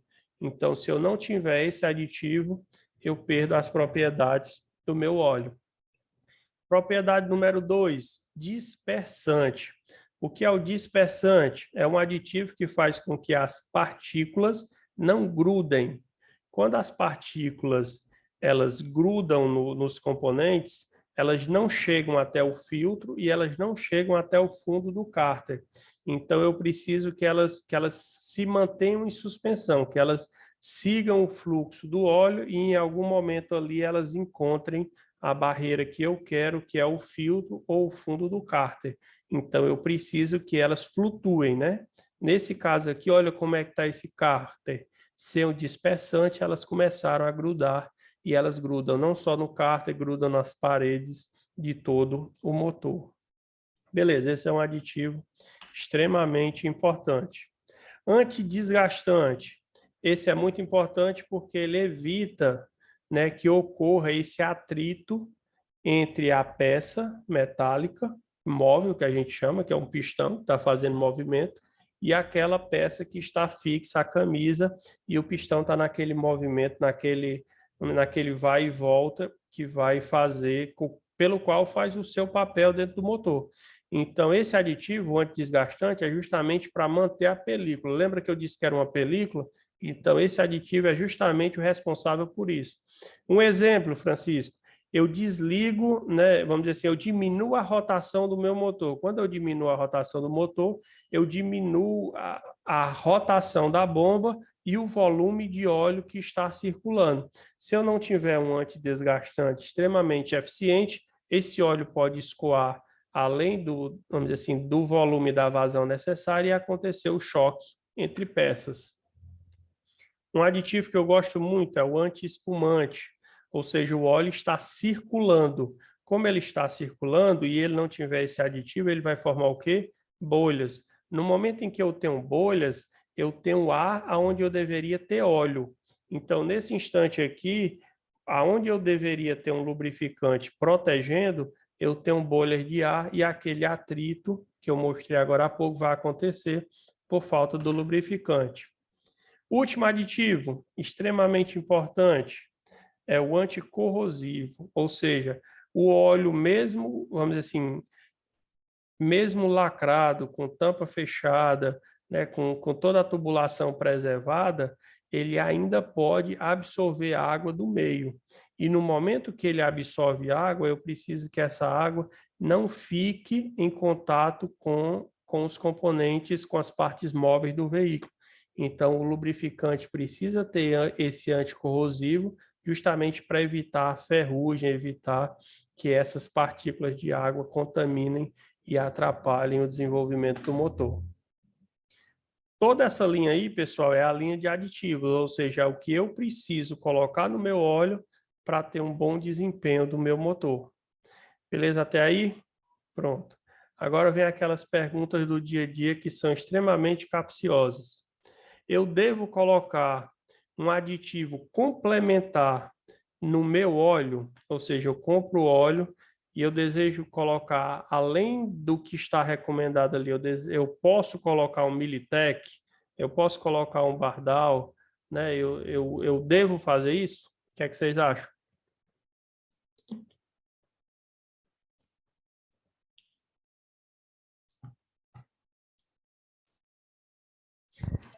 Eu acho que deve, sim. Que pode. Boa. Beleza. Apesar dele estar à nossa disposição, né, e esses produtos estão na nossa prateleira, recomenda-se que você não faça isso. O que é que você deve fazer? Você deve buscar as informações sobre a aplicação correta do lubrificante do seu veículo, aquele que atende às especificações que está no manual do carro, e a gente deve preservar e manter aquele mesmo lubrificante. Por exemplo, a Volkswagen POEA 111, ela exigiu um lubrificante da Texaco. Texaco? Foi. Ela exigiu um lubrificante da Texaco que tivesse um dispersante muito mais forte, porque aquele motor EA111 ele ia ter um torque acima dos padrões dos motores antigos. Então, ele precisava que esse dispersante fosse muito mais intenso e ativo naquele veículo. Então, nesse momento aí, o que é que a gente, vamos dizer assim, está fazendo? A gente está atendendo ao padrão da montadora e trazendo isso para o veículo que a gente comprou. Então, qual é o ideal? Que eu busque sempre a informação no manual do veículo ou nos catálogos que eu vou apresentar de qual é o lubrificante correto. Aí vai ter lá na frente aquele pessoal que já está com o motor ferrado, né, já está com o motor papocado e está querendo fazer uma gambiarra para ganhar mais alguns dias de vida. O que é o grande problema de eu colocar aditivos no meu lubrificante? É porque eu trabalho com uma determinada pressão para que esse óleo circule. Eu tenho dutos, eu tenho canaletas, eu tenho toda a circulação no pistão, e no momento em que eu coloco mais viscosidade, ou seja, eu coloco um bardal, eu engrosso esse meu óleo, eu dificulto a circulação do óleo no meu motor. Ou seja, a troca de calor vai ser muito menor, né? A circulação, ela pode não acontecer na mesma velocidade, ou seja, vai demorar muito mais para esse óleo chegar na parte superior do veículo, eu vou ter atrito entre as peças. Então, toda vida que eu mudo esse projeto, eu coloco em risco toda a segurança ou toda a vida útil daquele motor. Se está ferrado, o ideal seria reparar. O que o aditivo faz é trazer uma falsa sensação, né, de melhora. Ou seja, no momento em que ele para de queimar aquele óleo que já estava, vamos dizer assim, extremamente desgastado, eu coloquei um aditivo nele. Então, na verdade, eu não melhorei e não dei uma manutenção no meu veículo. Eu fiz ali apenas uma maquiagem que vai durar algum tempo. Beleza. Eu posso, né, eu posso ver e dizer que esse óleo é para 5 e esse óleo é para 10 mil quilômetros, também é uma prática muito comum no nosso balcão. É pegar o óleo para o cliente e dizer, ó, esse óleo aqui você roda 5 mil e esse óleo aqui você roda 10 mil quilômetros. Também é um mito. Por que que é um mito? Porque quem diz a quilometragem que um determinado lubrificante vai rodar no motor é a montadora e não o óleo. Então, você tem, por exemplo, um Prisma, você tem a recomendação de troca a cada 10 mil quilômetros ou um ano, mas você pode ter num T-Cross a mesma viscosidade e um intervalo de troca de 5 mil quilômetros ou 6 meses. Então, esse momento de recomendar o tempo para a troca está atrelado à montadora e não ao óleo. Não é porque o óleo é melhor que ele vai ter um tempo exatamente igual num veículo e no outro. Então, a recomendação volta para o manual do veículo e não para o que diz o fabricante do óleo. Dúvidas até aí? Beleza. Então, vamos entender um pouquinho aqui sobre aquele número que está escrito no litro, né, do lubrificante que a gente tem na prateleira.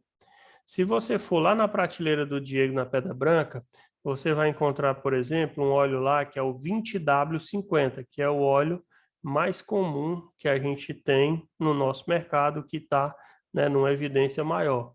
O que é o 20W50? É uma composição de uma viscosidade dupla, ou seja, eu tenho uma primeira parte que é o 20W, e eu vou subdividir para entender, e eu tenho 50, que é a segunda parte. Então, é a junção do 20W com 50.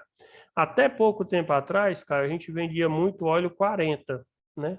Eu quero um óleo 40, eu quero um óleo 40 para motor. 40, aquele 25W60 também, né? Que era uma antiga evolução. O próprio óleo 50, eu acho que está até extinto. Um dia desse o cliente me procurou, já não tinha mais óleo 50, que é o óleo ainda mais... vende aquele alta quilometragem dela também, né? Mais multiviscoso, né? Ela vende 25,60, 25W60. Então, assim, o monoviscoso, que é o 40ão antigo, 40 antigo, né? Ele só tinha uma função, que era lubrificar numa determinada viscosidade, ou seja, ele era um óleo 40, do jeito que você, independente do momento que estivesse o motor do veículo, ele tinha a mesma viscosidade. E o que é viscosidade, Francisco? Viscosidade é a resistência daquele líquido à circulação.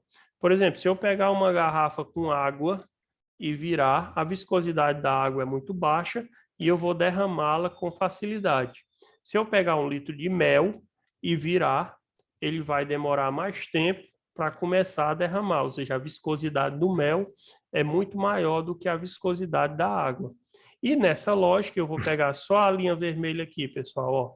Se eu tivesse um óleo, né, de viscosidade 8, ele escoaria muito mais rápido do que um óleo de viscosidade 60. Então, rapidamente, se eu virar aqui, o 8 derrama muito mais rápido do que o 60, porque ele é muito mais fino. Vamos utilizar esse termo. O que é que os engenheiros perceberam com o tempo? Que eu precisava de um óleo fino quando o motor estivesse parado e eu desse a partida. No momento em que eu dou a partida, todo o óleo está no fundo do cárter, certo? Então, naquele instante que eu aciono a partida, a bomba vai começar a girar para poder lubrificar todo o sistema. O ideal era eu ter um óleo tão fino que no momento que eu desse a partida, ele preenchesse todo o motor o mais rápido possível. Só que aí eu tenho um problema. O motor ele tem que trabalhar a uma determinada temperatura. E eu vou colocar aqui como exemplo 90 graus. Então, quando chega a 90 graus, aquele óleo muito fino, ele circula muito rápido. E nesse instante, ele deixa de fazer as suas propriedades de proteção. Ou seja, ele é tão fino que ele já não protege como deveria as peças que precisam evitar o contato, evitar o atrito. Nesse momento, eu preciso que ele seja mais grosso. É para isso que criaram o óleo multiviscoso, ou seja, ele vai desempenhar um papel no momento em que o carro estiver frio, ou seja, ele estiver aquecendo o motor, e quando ele tiver a plena carga, ou seja, na temperatura de trabalho, ele vai assumir um outro papel, um papel de um óleo mais viscoso. Olha só, eu tenho aqui o 2050 como um óleo que, na hora da partida, ele vai desempenhar um papel de um óleo fino, 20, e quando o carro esquentar, ele vai virar um óleo grosso, um óleo 50. Francisco, é uma mágica que acontece? Eu tenho um óleo fino, que quando é aquecido, ele vira um óleo grosso. E de acordo com que os carros foram evoluindo, eles foram se tornando cada vez mais finos na viscosidade da partida a frio. Hoje eu tenho os veículos da Honda, que eles são 0W20, ou seja, na partida ele é o mais fino possível e depois ele assume uma função 20 para lubrificar o motor. Então, essa viscosidade é a que eu quero que vocês entendam. Uma pergunta importante: eu posso melhorar a qualidade do meu lubrificante, a viscosidade dele, jogando aqui com essas duas tabelas? Eu vou dar um exemplo. O óleo lubrificante do meu veículo é um 10W40. A fábrica está me dizendo que na partida eu preciso de 10 nele frio e que na temperatura eu preciso dele 40. O que é que eu posso melhorar com segurança? Eu posso melhorar a tabela verde, ou seja, a concessionária está me recomendando 10, mas eu posso comprar um óleo 5, ou seja, que circula no frio, no momento em que o motor está frio, ele circula mais rápido. Mas aqui, quando ele está em plena carga, ela está dizendo que o ideal é ele ser 40. Se eu diminuir para 30, eu estou perdendo viscosidade. Se eu aumentar para 50, eu estou trazendo pressão para o meu sistema, eu estou colocando um óleo mais grosso do que o recomendado. Então, eu posso baixar na tabela do momento de partida a frio e eu não posso mexer na temperatura de trabalho. Tranquilo até aí? Jackson, pode falar. Garoto, boa noite. Boa noite. Eu queria perguntar, em relação a isso aí, se eu quisesse, como você falou no começo, eu pensei que você ia falar isso. Você falou, posso fazer uma jogada assim, né? Posso modificar. Mas se meu carro tiver muito velho, se for um exemplo assim, se o carro tiver muito velho e eu disser, não, eu vou colocar um óleo mais grosso para evitar algum vazamento, alguma coisa assim, por hipótese, né? Também o cara aí faz isso aí sem saber, só na tentativa de corrigir algum vazamento, possível vazamento. Colaria? Acho que não, né? Na verdade, você tem tudo para piorar o vazamento. Porque nesse momento você está trazendo mais pressão para o sistema, entendeu? É danado você engrossar o óleo e começar a sujar a tampa de válvula, onde é que, vamos dizer assim, o motor ele está sob pressão, né? Ele está todo lacrado ali, com juntas, com silicones, com retentores. Aonde é que ele vai estourar primeiro essa pressão? Na tampa de abastecimento do óleo, naquela tampa ali ela tem uma vedação, né? Mas é a que suporta a menor pressão. Então, no momento que eu engrosso o óleo, eu deixo o meu motor trabalhando mais forçado, eu boto a minha bomba para fazer mais força e eu jogo pressão dentro do motor. Nesse momento, eu sujo a tampa de abastecimento do óleo, eu estouro a junta da tampa de válvula, que também é extremamente sensível, e eu posso começar a melar também o retentor da polia ali da frente do motor. Então, assim, engrossar o óleo é extremamente perigoso nesse sentido. O que é que, vamos dizer assim, as montadoras recomendam você não fazer, entendeu? Mas se você o fizer, que faça numa mudança extremamente pequena. Então, se você tem uma recomendação de um óleo 1540, né, por exemplo, o ideal é que você aqui melhorasse apenas para 50, mas na verdade eu não posso nem dizer isso não melhore não, porque não pode não, entendeu? Poder não pode não, você vai ferrar o motor. O que você pode é sempre melhorar a viscosidade da partida a frio. Aí se você puder levar ele para zero, o que é que você pode fazer? Pode melhorar a base do teu óleo, deixar de ser mineral para virar semissintética, para virar sintética. Quanto, vamos dizer assim, manter a troca de óleo no momento certo. Óleo sujo não é problema, o óleo queimado, como a gente chama, entendeu? É sinal que ele está trabalhando. Então, o que a gente precisa é ter uma regularidade da troca e evitar ao máximo engrossar o óleo. O que você pode fazer é melhorar só da temperatura a frio, quando o carro está com pouco calor. E se o carro hora, estiver fumaçando, leva lá no Kelto. Na hora. Obrigado.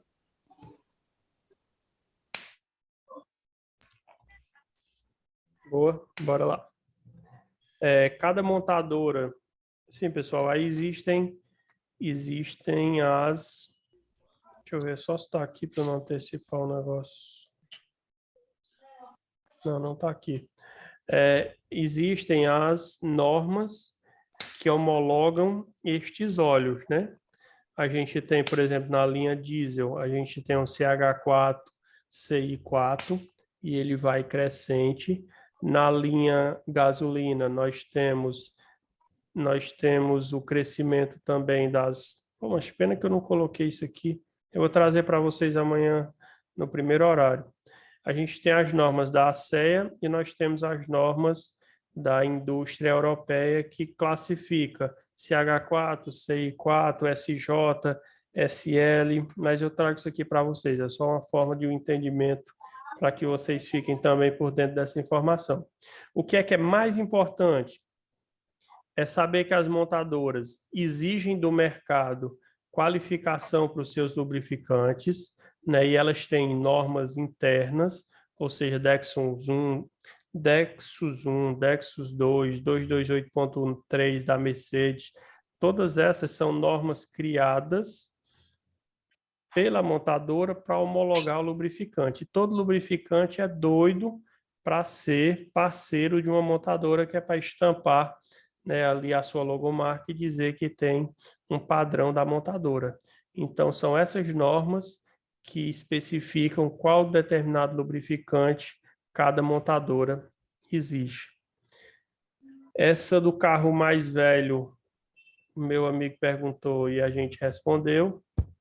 E aqui tem uma pergunta também bastante capciosa. Sabe aquele óleo baratinho? Será que ele está ok e atende os padrões de tecnologia que estão no rótulo? Pessoal, a gente tem óleos simples que estão na lista da Agência Nacional de Petróleo, e quem vai ser o balizador para saber se um óleo presta ou não quem vai saber se um óleo presta ou não essas calotas, comprei, mas não sei botar. Está ou não dentro da lista da Agência Nacional de Petróleo. Isso diz, por exemplo, se aquele determinado óleo ele atende às procedências do padrão nacional. Beleza. Nós temos no mercado algumas empresas, algumas marcas de óleo que não estão nessa lista. Então, vamos dizer assim, Francisco, todo óleo é bom desde que atenda? Não, seria bom fazer pelo menos esse filtro e ver se está na lista dos fornecedores de óleo com padrão que atendem às normas nacionais. Então, a minha dica é essa. Muito cuidado com óleo reciclado e muito cuidado com óleo extremamente barato. O barato pode sair caro nesse momento. Onde eu encontro a informação sobre o intervalo de troca, eu encontro não no rótulo do lubrificante, eu encontro no manual do veículo. E aqui eu tenho aquela dica que eu já falei antes, que é justamente o manual do veículo no site da Toyota.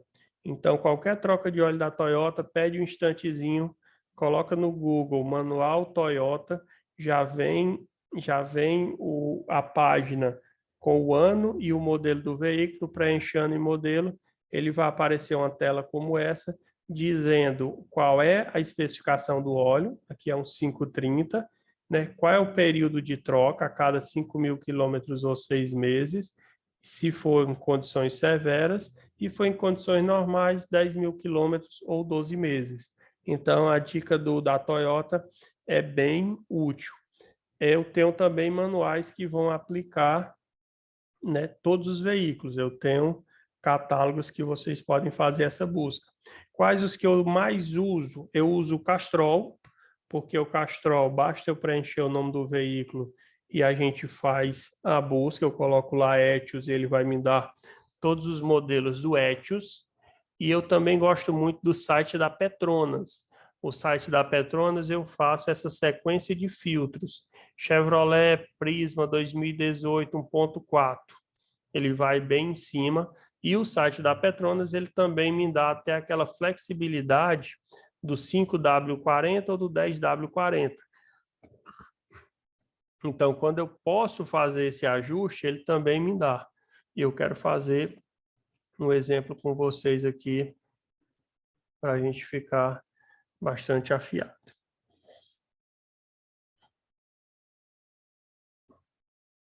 Vamos fazer aqui no Petronas.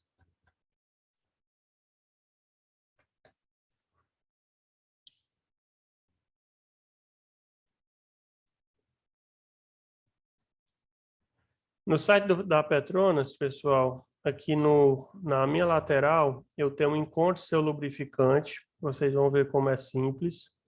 O automóvel, vou escolher aqui um automóvel. Aqui o veículo, vamos colocar um Chevrolet. Ele puxa desde 1966. Eu vou pegar aqui um Prisma 2017 que eu estou vendendo. Aí, Prisma. Flex 1.4. Veja que é uma sequência de informações que eu forneço para ele me dar os lubrificantes do meu veículo. Diferente do Castrol, que eu só coloco o Prisma e depois eu vou procurar. Pronto, ele preencheu todo o cabeçalho. O que é que eu tenho aqui? Eu tenho um Petronas 5W30, né, da Selenia. Eu tenho, como está vendo aqui, segunda opção, eu tenho um 5W30 Performance. Aqui é um 100% sintético, aqui é um semi-sintético. Capacidade do meu reservatório, 3,5 litros, ou seja, eu tenho que vender 4 litros. E o que é que esse catálogo aqui me dá a mais? Ele me dá o óleo da transmissão automática do meu veículo, pega 4,5 litros. Ele me dá o óleo da minha transmissão, se ele for manual. Ele mostra aqui o aditivo do radiador.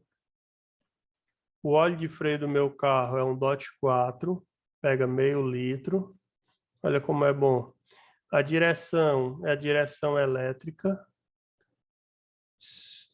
Está dizendo aqui que é a direção hidráulica, mas o meu é elétrica. Tudo bem. E compressor seria o compressor do ar-condicionado. Ou seja, eu tenho todas as informações dos lubrificantes do meu veículo na palma da mão. Eu posso acessar isso via smartphone, né, um aplicativo, ou posso vir no navegador que eu tenho no meu computador. Para a gente fechar, pessoal, quem já pegou, só achar aqui. Quem já viu a diferença do 5W30 com filtro de partícula, né, que é o óleo indicado para as picapes, para as caminhonetes. É o MC3, né? O que é que acontece? Nós temos um 5W30 no mercado para uso geral, para todos os veículos. E nós temos um 5W30 específico para caminhonetes. E esse erro está acontecendo demais no mercado, que é justamente fornecer o óleo comum no lugar desse óleo para o sistema DBF, que é o sistema que veio para o mercado brasileiro a partir de 2012. Então, a Hilux 2013, ela já tem um filtro de partícula. E eu queria mostrar para vocês aqui o que é, para poder vocês entenderem e evitarem esse erro no futuro. Os carros da linha leve, eles já trabalham há muitos anos com catalisadores, né? Todo mundo conhece um catalisador. O catalisador ele foi idealizado para que aquela fumaça do motor, para que o escape do motor passasse por um tratamento antes de ser jogado, dispersado no meio ambiente. Então, essa é a lógica e a evolução do catalisador. O que é o filtro de partícula, que é a novidade que veio junto com o Euro 5 em 2012. Agora, o veículo a diesel ele recebe um catalisador, no formato de um catalisador, onde a primeira metade dele realmente é um catalisador e a segunda metade é um filtro, uma espécie de colmeia, onde o ar passa primeiro no catalisador e segundo por esse filtro de partículas. E o que é que ele vai prender?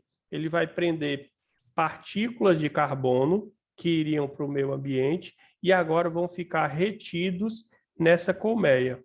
E essa tecnologia, ela avançou no seguinte sentido. Existe uma conexão com a centralina... Aí não é na válvula EGR não, né? Não, a válvula EGR é essa aqui, ó. Mesma função, né? A válvula EGR, na verdade, ela funciona, cara, para fazer o seguinte. O gás do escape, ele ia ser dispersado no coletor de escape e ali ele ia ser jogado para fora, certo? O que é que a válvula EGR faz? Ela calcula quanto desse gás eu posso reaproveitar na admissão. Ela esfria o gás na temperatura que eu preciso e joga de volta na admissão. Ou seja, eu vou recircular aquele ar. E no momento que eu recirculo o ar, eu estou jogando menos fuligem para o meu escapamento. Eu estou reaproveitando e recirculando esse ar. Então, a válvula EGR, ela faz isso. E quando eu tenho, né, vamos dizer assim, quando eu não tenho um óleo ideal, ou quando eu não dou a manutenção certa no meu veículo, olha como é que fica a válvula EGR, né?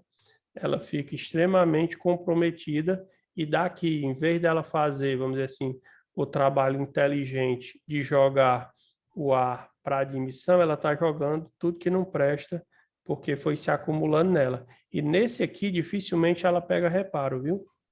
Beleza, mas eu queria falar do filtro de partícula. O filtro de partícula, ele fica na sequência do escapamento, vem um cano de saída do motor, engata aqui. Beleza, o ar passa primeiro no catalisador para depois chegar no filtro de partícula e começa a juntar partículas aqui. Em um determinado momento, a centralina do veículo identifica que eu tenho partículas nesse ambiente, nesse filtro, e agora eu vou fazer uma incineração. Eu vou fazer uma regeneração, que é o termo técnico ideal. Ele controla a pressão através desses dois tubos e aí começa a acontecer aqui dentro uma queima. Isso aqui realmente ele explode, né? Ele começa a pegar fogo e queima as partículas que se acumularam aqui. Qual é o grande problema que está conectado com o lubrificante? Como o lubrificante não tem as características para um veículo com filtro de partícula, ele vai mandar muito mais fuligem, ele vai mandar muito mais partículas, e essas partículas vão começar a chegar aqui numa proporção muito maior e vão começar a entupir o filtro de partículas. Nesse momento, essa ação que acontece a 600 graus Celsius de queimar essas partículas, né, de queimar esses blocos de carbono, já não vai acontecer com a mesma eficiência, ou seja, o que eu queimava e eu zerava isso aqui, como o óleo continua sujando, eu não estou tendo uma regeneração completa. e isso vai até eu ferrar meu filtro de partícula. Então, o óleo 5W30 com filtro de partícula é extremamente importante. E essa pecinha aqui custa, em média, R$19.000. Então, é uma economia que o cara faz lá no óleo e que vai ser extremamente cara quando ele, né, for fazer a manutenção no seu filtro de partículas. Só para você ter uma ideia, um 5W30 convencional, estou abrindo aqui para lhe dizer, ele muda pouco o valor. Então a gente tem que preservar demais e tem muita gente que não entende a necessidade de você comprar o óleo lubrificante correto. E depois que esse filtro de partícula aí entope, você só consegue fazer a queima dele com o uso do scanner, né? Aí você faz uma queima forçada e nesse momento aí você tem a regeneração dele por completo. E quando não dá mais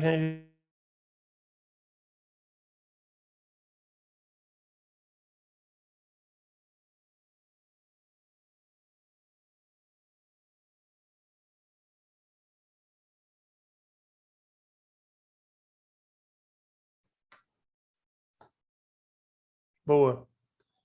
Estão vendo aí?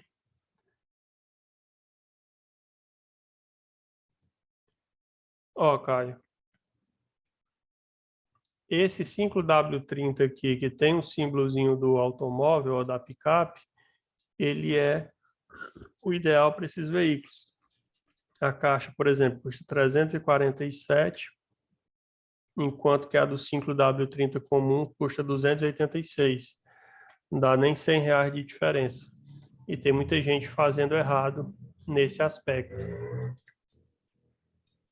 Senhores, estou de volta.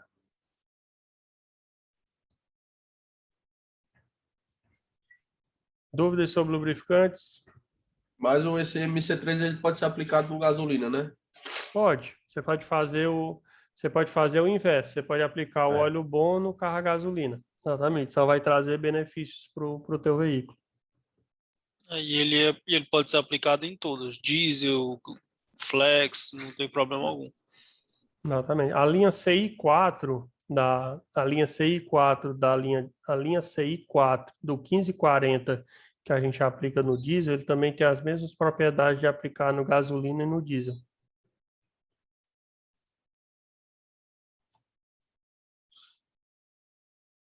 Dúvidas no chat? Boa. Senhores, vamos tirar a nossa foto. O Jackson já abriu a câmera. Gostei, Jackson. Bernardo, Felipe.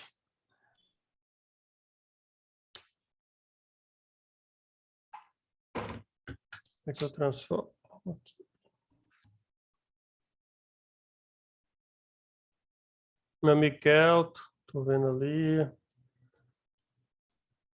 Senhores, vender lubrificantes requer só esse cuidado, né, em identificar o lubrificante correto. Feito isso, é só sucesso. A Paty, eu estou vendo a Paty hoje. Espera aí que eu ainda não acertei tirar a foto, não. Espera aí. Pronto. Kelton, eu sou matuto demais, Kelton. Rafael tá ali, boa. Enquanto eu estou na minha tela. 2 telas, Simpson. Me afastar aqui um pouquinho, todo mundo pronto? Patrícia, ela tem um jogado ali de lado, eu acho que é o lado mais fotogênico dela. Peraí.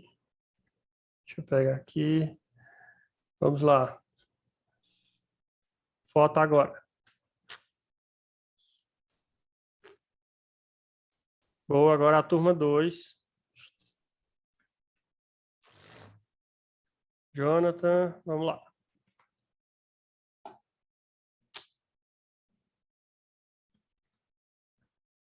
Pessoal, eu sei que eu já me coloquei à disposição de vocês, né? Tem o Instagram, tem o WhatsApp. O nosso momento é rápido aqui, mas caso vocês precisem tirar alguma dúvida, né? Rever algum conceito, ver algum catálogo que a gente passou, podem perguntar que eu terei, né, o maior prazer em ajudar todos vocês. A minha ideia é realmente que vocês se desenvolvam e esse aqui seja um ponto de partida.